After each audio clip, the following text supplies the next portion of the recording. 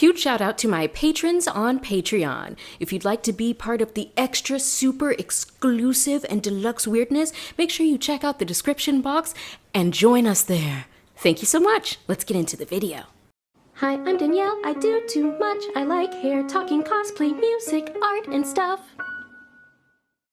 Webtoons.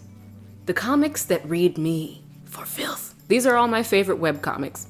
Section 1, shoujo, because I'm a shoujo girl and I'm gonna die a shoujo girl.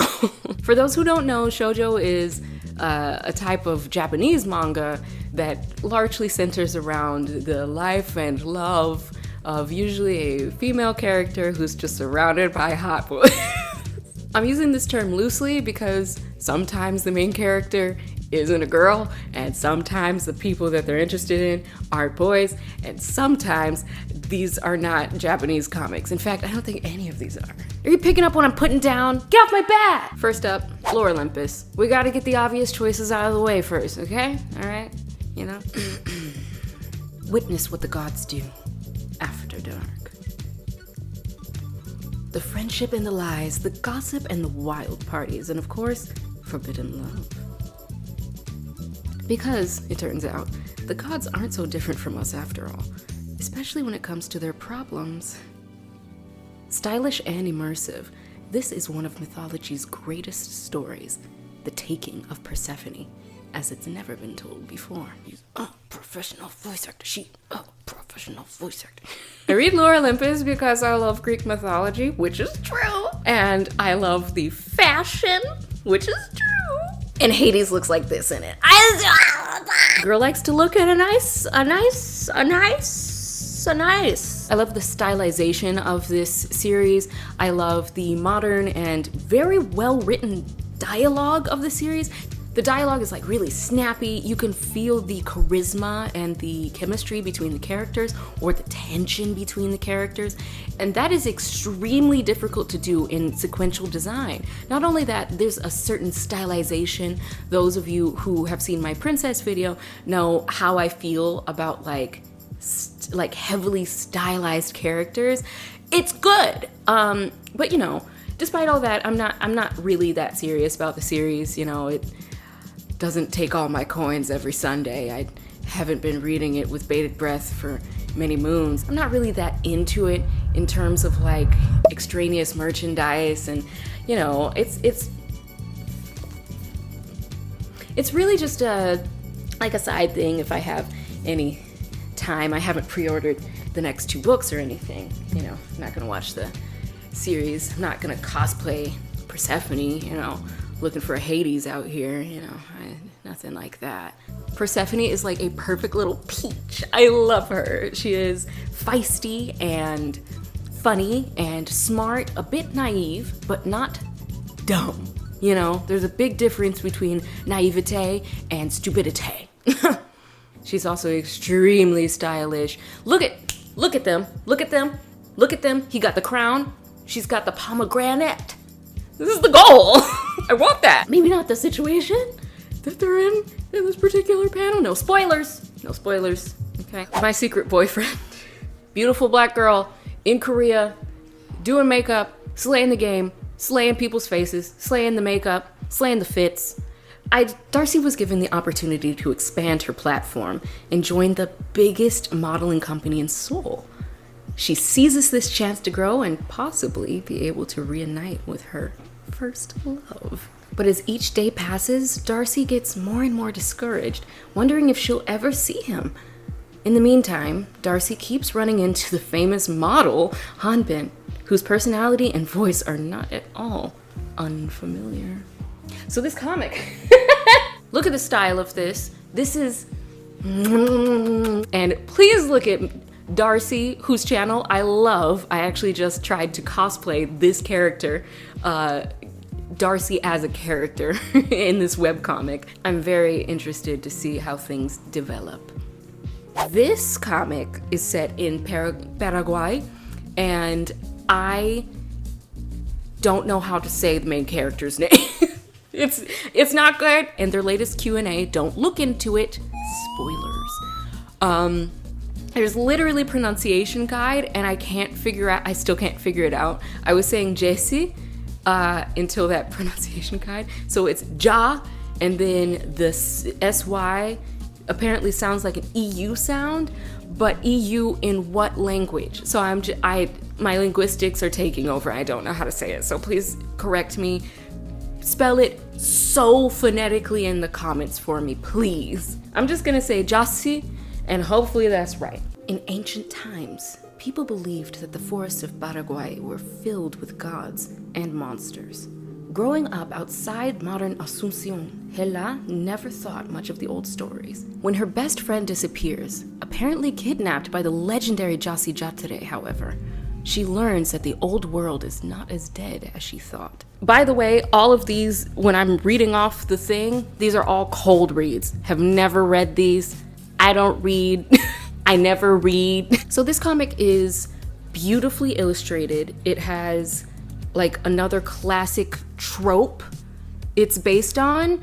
I will not tell you which one it's based on, just in case it's like low-key spoilers, but it's absolutely gorgeous. A ton of character development, action, beautiful movement in the illustration, a sense of thrill. The stakes are very high. Also, Justy looks like this. I read when Justin whistles for the plot. Okay. Stick and poke. Mal Hassan is just a girl living in her mom's farm. But when she is offered a once-in-a-lifetime chance to work with her favorite band, she drops everything to follow them on tour. How could she pass up her one chance to hook up with that hot guitarist? Is this a dream come true or a disaster waiting to happen? Updates every Tuesday! This is the style of Stick and Poke. Look at Mal! Look at her! I don't know if it's Mal or Mal. She's so adorable and spunky and passionate and really smart, whip smart. Also a huge fangirling mess, so I can really relate to her. It's refreshing and cool to see like a literal color of like the color brown girl, but also like a brown main character. Like, it's so refreshing. I love the representation. She's got a lot to offer in terms of a main character. And then we have to talk about Rat Man. I do not like Rat Man. I lied. You know that one friend, or maybe like that one friend of a friend, or honestly in my life, that one character in an entertainment property that you see the good in them and you just want so badly for them to get it together. Like, you could be so amazing if you would stop being a boiling mess. He's boiled, sauteed, blanched, poached, fried, deep fried, barbecued, let out in the sun. He is every kind of mess. And it is very frustrating and extremely enticing to watch. Such a good narrative. The story is being told in so many ways. It's being told in the literal sequential design, the color design. The dialogue is really great, very realistic and not overdone, not understated, just like very, ooh, that sweet spot of, oh, this is how people speak, but like a little better, you know? It's a really good comic, you guys. Danielle was cursed by an ex-boyfriend, and now, anytime someone asks her out, they get a warning label. It scared a few people off, but even the ones who stayed wind up bailing when the list turns out to be true. Attacked.com. This comic is like, it's real adult life, but there's not any like adult scenes. It's like, you know, implied, but nothing, you know? She has like a really cool job, and she has trouble with dating. And I'm like, go on. And then of course the supernatural element is introduced and you're like, whoa, I didn't expect that. I believe that these main characters, these ones, are meant to be in like their maybe mid to late-ish 30s. And that's like really refreshing to see. And like her love interest, Danielle, is like he's a manager at a movie theater. Realistic. Their names are Danielle and Jeff. And somehow I still consider this a shoujo. Next up, Blades of Furry. Emil is an up-and-coming skater in the beloved sports of skate battles. A high-stakes combo of figure skating and martial arts. Radu is a well-known senior skater and several-time champ within the world, and he has it at his feet. However, during an ill-fated match between the two, Emil discovers Radu's secret, which could threaten to destroy him. Will Emil keep a secret, or could the rivalry turn into something more? I read this comic for Emil. He's so cute! And just when I thought I couldn't be more seen and called out at the same time, do you? Because there's so much movement, because they're battling it out on ice skates, which is like the wives who make this comic, because they finally got married. They were gonna get married in 2020. Oops. They finally got married, and they have such a strong grip of anatomy. They're huge Yuri on Ice fans. If you know, you know. It's not just about the battles, it's about like all the nitty gritty, like cheating, like sabotaging, and all the saboteurs up to it are, and like the fans, and you know, having a private life and having to put on a smiling face when like your life is falling apart. Like, it's a really intense comic. I love it.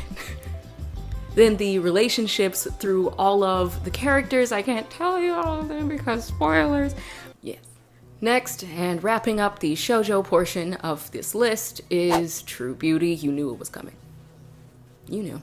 I've been reading this comic since 2016, just kidding, like 2019 maybe. And it's been so nice to see it get its flowers over the years and to like really explode in popularity. I like literally saw like a Subway advertisement for it, and I was like, yeah. After binge watching beauty videos online, a shy comic book fan masters the art of makeup and sees her social standing skyrocket as she becomes her school's prettiest pretty girl. Overnight. I told you these were cold reads. But will her elite status be short-lived? How long can she keep her real self a secret? And what about the cute boy who knows her secret? Girl, that is the tip of the iceberg. This comic becomes so much more than that.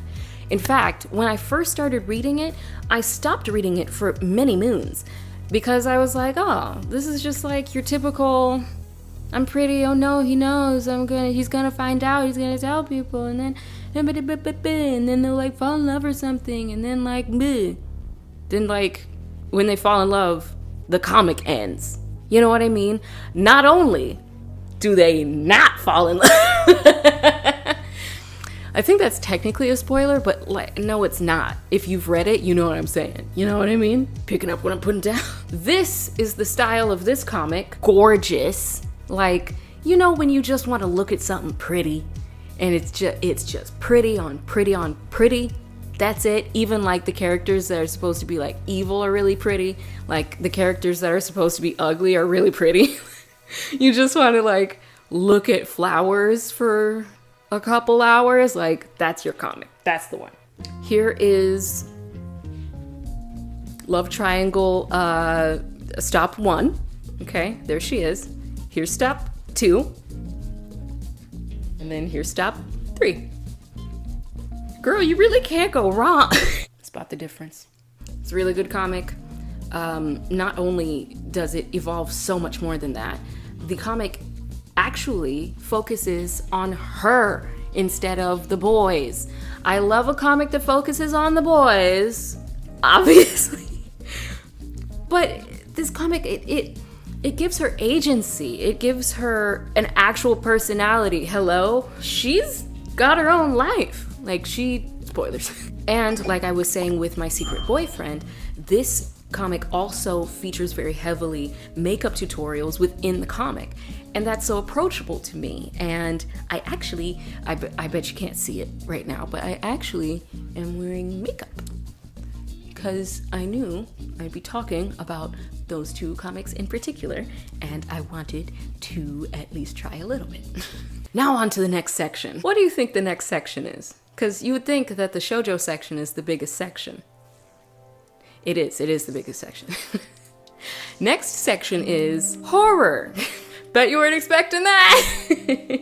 You'd think it would be the smallest section. And like one of these is kind of a stretch for horror, but let's start with the true horror. Everything is fine. Sam and Maggie are a normal couple in a normal house in a normal neighborhood.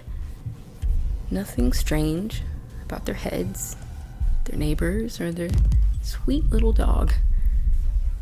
Everything is fine. Everything is not fine. I can't tell you anything about this comic because literally everything is a spoiler. It is incredibly dense in plot, suspense, thrill, sci-fi, a little bit of gore.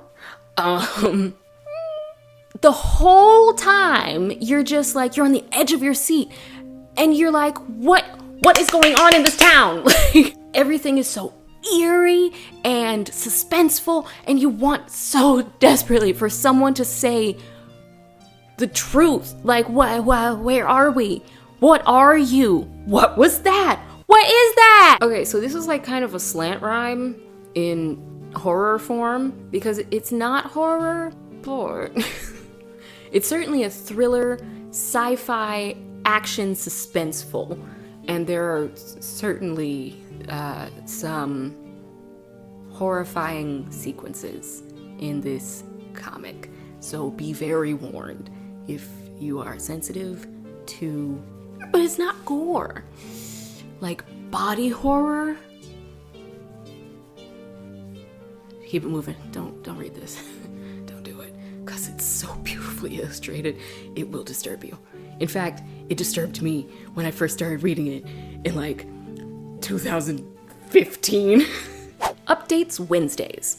Ava's Demon is about a girl named Ava and the demon haunting her. The demon, however, might just be a ghost of an alien queen, Rathia, seeking revenge on the one that destroyed her entire empire, a godlike figure named Titan. The story follows Ava as she makes her way across the universe, teaming up with Rathia on a quest for revenge, while fighting her inner demons along the way. So this is the style of the comic.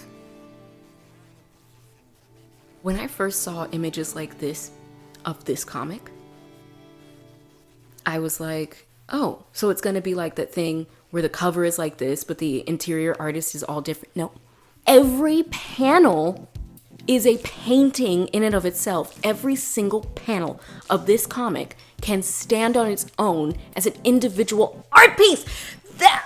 The visual artist in me is shuddering, screaming, and writhing on the floor. And she's only getting better with time. The lore is really deep. The dialogue is very mysterious, and it alludes to something more. It keeps you guessing. It keeps you reeled in. It has like this space society that's so spooky and eerie, yet extremely interesting. And it has some themes I think are very interesting if you've read this comic. Themes. My only issue with the entire series is these two. I hate these two. I hate them. And it's not like, oh, they're stupid, I wish they weren't in the comic. It's like, they are so well written, and I genuinely would be enemies with... Would I be enemies? I would dislike them both very strongly. Yeah, it takes too much for me to be an enemy of someone. Especially Gil, the blue one. He has one redeeming feature. If you've read it, you know exactly who that is. Third section. Wholesome. You knew it was coming. I don't know why you're surprised. Pixie and Brutus. I love this comic. This series focuses on the unlikely friendship between Pixie, a tiny, innocent, joyful kitten, and Brutus, a huge, scar-faced, retired military dog. Hey, look at Pixie. Look what she does. Look at what he says. I rest my case. Next, my giant nerd boyfriend. Having a boyfriend who's a full head taller than you might seem adorable at first, but it usually just ends up causing a whole bunch of minor inconveniences.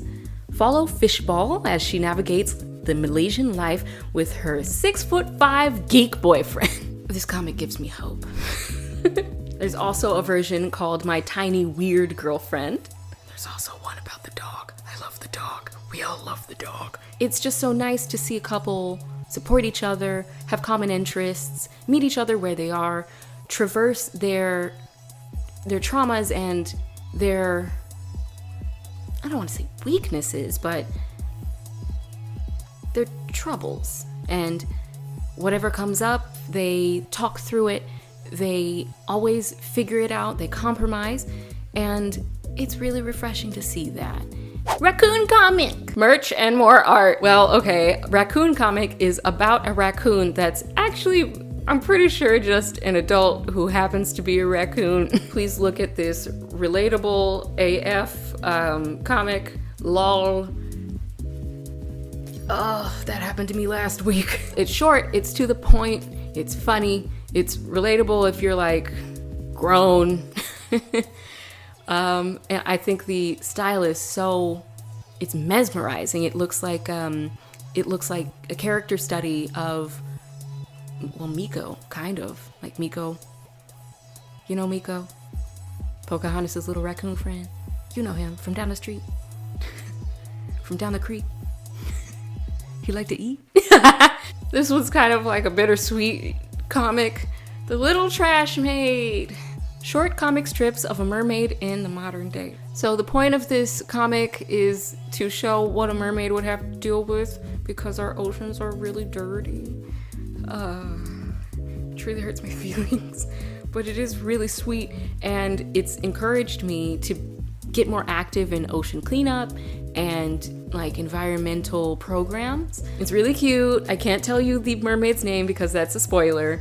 And then it also follows these two adorable kids. They like meet the mermaid, and the mermaid tells them about like how she lives, and it's like heartbreaking but also really sweet and cute and funny. It treads that line so beautifully of this is a problem, but also just enough to keep you smiling, but like the smile is sad. All right, that's all my favorite webcomics. Go and subscribe to all of them because it's literally free. What are you doing? Thank you so much to my patrons on Patreon. Y'all got to see this way earlier, I'm sure. Thank you so much for checking out this video. I upload on Tuesdays and sometimes Thursdays.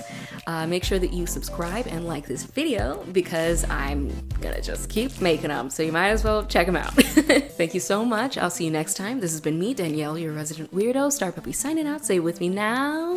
StarPuppy. Away!